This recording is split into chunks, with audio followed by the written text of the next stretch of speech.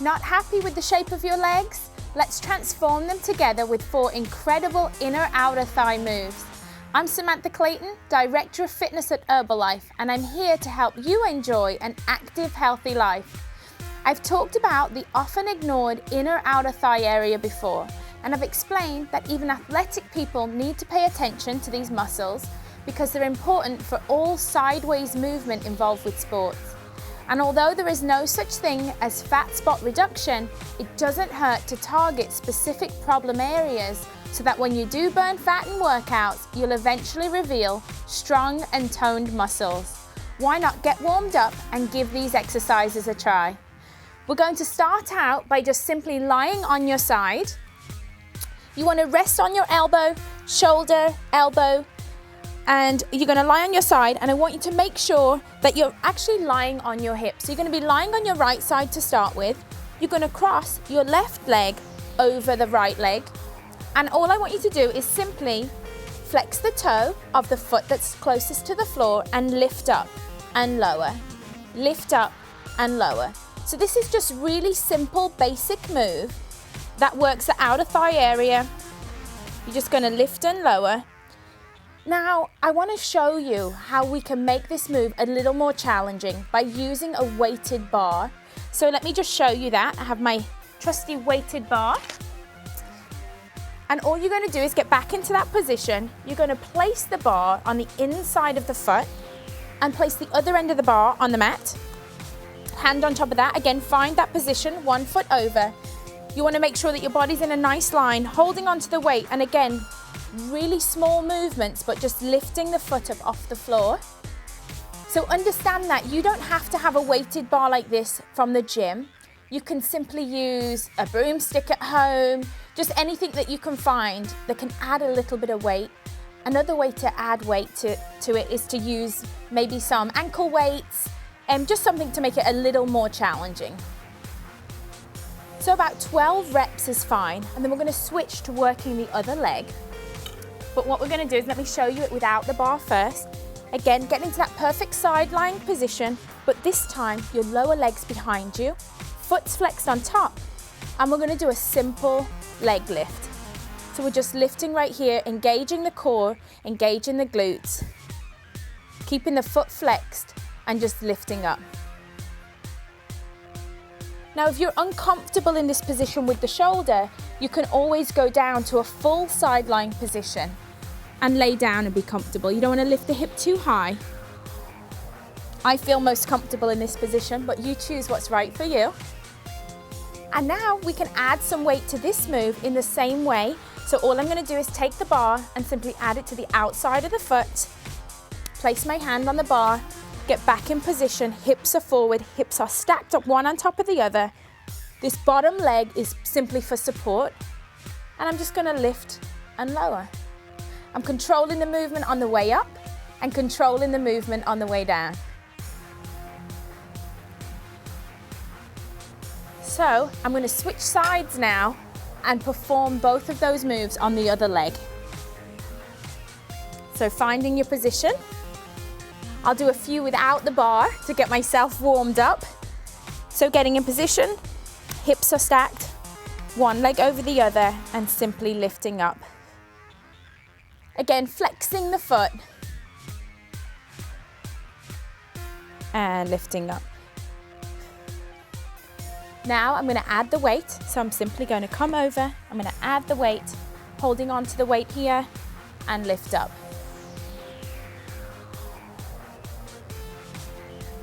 Now this move may look super easy, but I promise you that when you give it a try, you're really going to feel those muscles working, because we often ignore these muscles. We don't work them very often. So I'm pretty confident that after doing 10 to 12 reps, you're really going to start to feel it.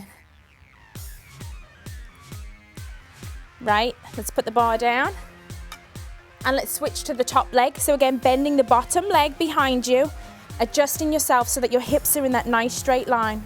Foot is flexed, and I'm just lifting up.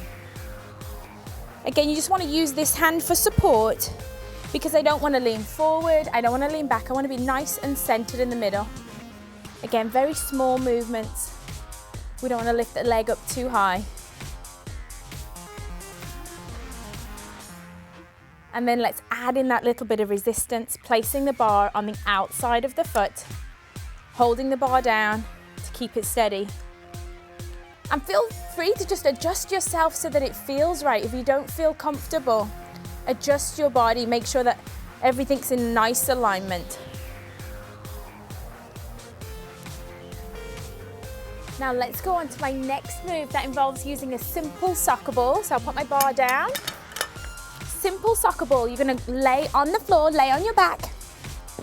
Feet are planted, slowly lying down, all the way down. Simply take your soccer ball, place it in between your thighs at the knee area. Again, your feet should be about shoulders width apart, hips distance apart. Hands are on the floor, and all you're gonna do is you're gonna take a deep breath in.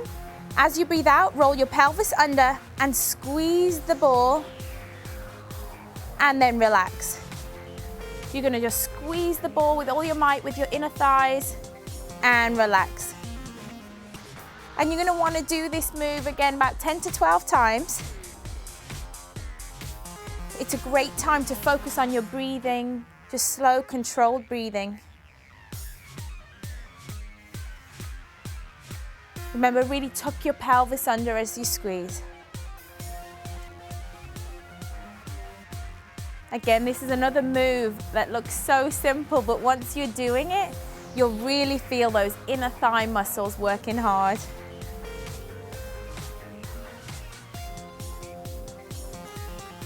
Two more squeezes. And then come back up because we're going to go to standing, and we're going to start out with a side lunge, and I'm going to show you how to advance that to a side lunge with a leg kick. So first, feet are pointing forward, standing nice and tall, hands are behind the head. We're just going to step out to the side and lunge down. So this is just our basic lateral lunge, really works the inner thigh muscles right here. I want you to focus though on, as you're standing back up, that you're using the muscles in this stationary leg and that you're keeping your chest up.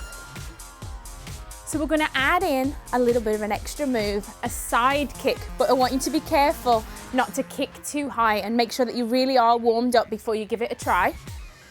So you're simply gonna step out to the side. As you come back, you'll switch legs, you'll kick out to the side.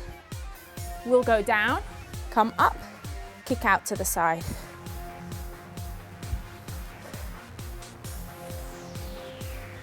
Once you're comfortable that you're making sure that you keep your chest up, I could turn you into a kickboxer. You could bring the hands to the front and kick out to the side. If you're not ready to quite do a kick, you can simply do a lift. Step out, step up and lift. This is a great move, inner thighs and for your glutes and for your core. And then you just want to switch sides. So again, hands behind the head. Just find the simple movement first, that's the key. Find the simple movement and make sure you're engaging the correct muscles, sitting back on the heels.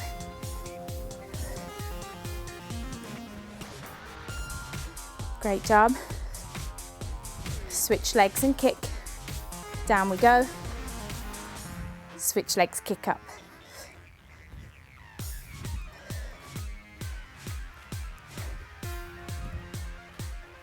Again, if you want to look like a fighter, we come right here. Make sure you're not bending forward. Back's nice and tight. Let's do two more.